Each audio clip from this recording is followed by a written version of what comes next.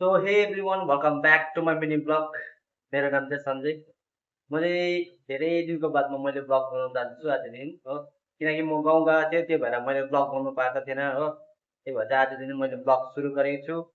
So please मलाई पनि support गरिदिनु होला। आज म तपाईँहरूको लागि एउटा दामी रेसिपी लिएर आएको छु, कास्तो करी विथ म्याङ्गो साल्सा हो। म चाहिँ आज तपाईँहरूको लागि एउटा दामी रेसिपी बनाउन जाँदैछु। यो चाहिँ हो हाम्रो बिजाहरू।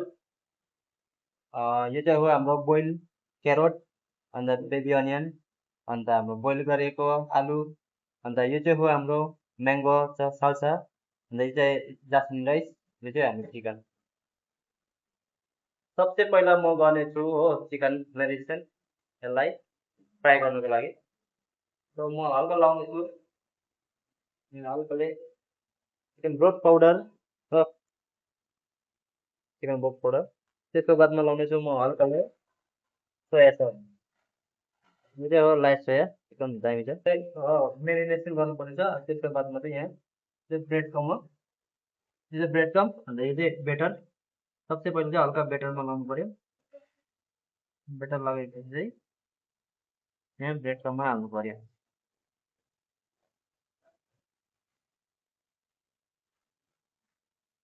अर्को त्यसलाई चाहिँ अब म फ्राई गर्नु जान्छु।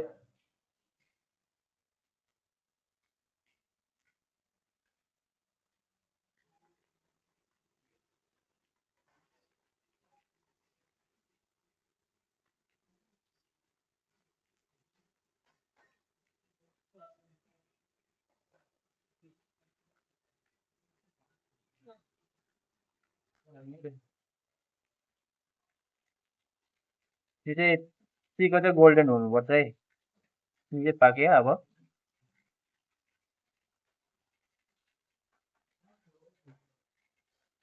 यहाँ चाहिँ भइसक्यो है। म चाहिँ अब यसलाई प्लेटमा निकाल्नेछु।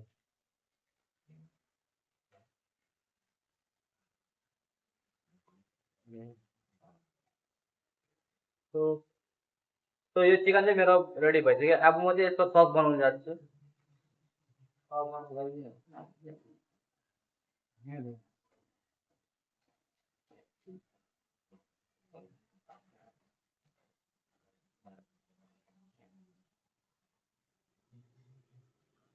के हो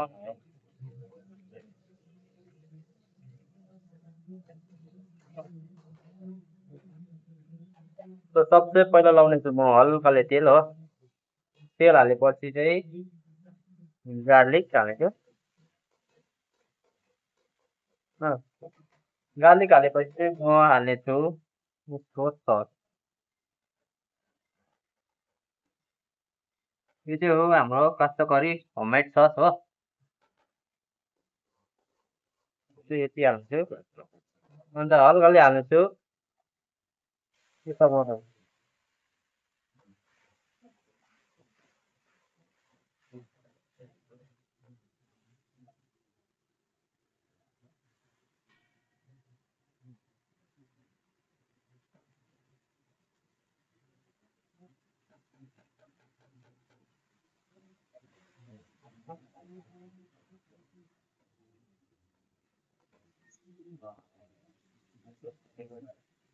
त्यसको बादमा चाहिँ हाल्नेछु म यो बेबी अनियन।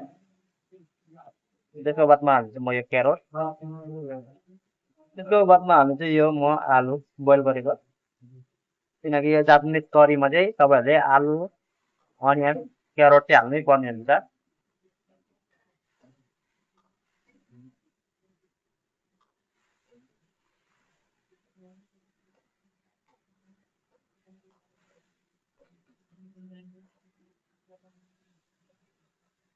त्यसको बादमा म लाउँछु हल्काले सुगर, अन्त हल्काले एरोमेटिक, हल्काले सल्ट।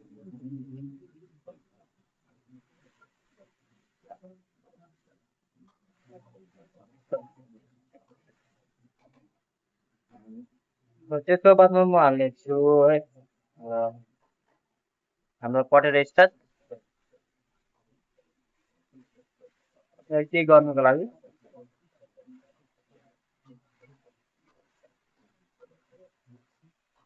सो यो चाहिँ हाम्रो अलमोस्ट डन भयो गरौँ।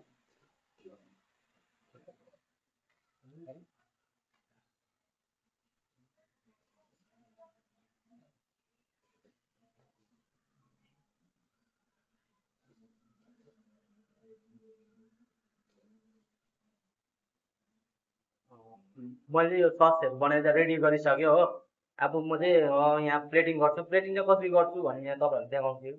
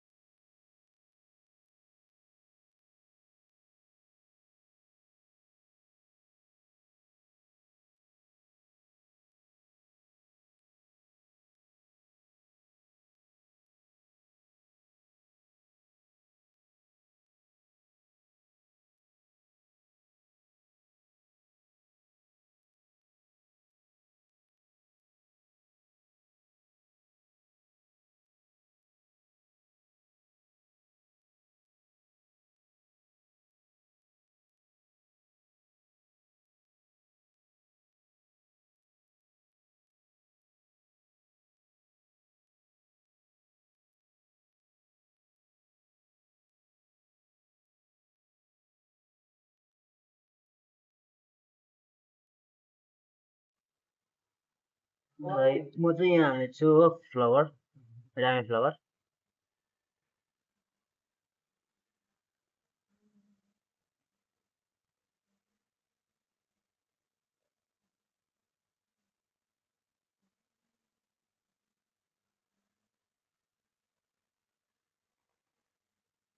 यो चाहिँ हो हाम्रो अलमोस्ट, यो चाहिँ हो हाम्रो कस्तो करी विथ म्याङ्गो साल्सा। एकदम दामी रेसिपी हो यो। यो चाहिँ कहाँको रेसिपी भन्दा यो चाहिँ जापानिज रेसिपी हो, एकदम दामी छ हो। तपाईँहरूले पनि घरमा बनाएर खान सक्नुहुन्छ। देख्नु यस्तो चाहिँ हुनु पर्यो है। तपाईँहरूले घरमा बनाएर खान सक्नुहुन्छ। यो चाहिँ एकदम दामी रेसिपी छ है।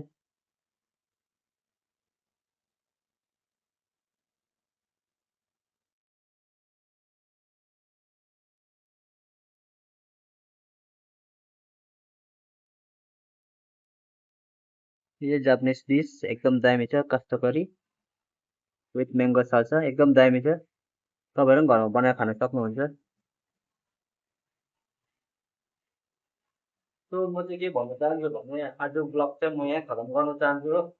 तपाईँहरूलाई यो रेसिपी म मेन्सन गर्नेछु, एकदम दामी छ।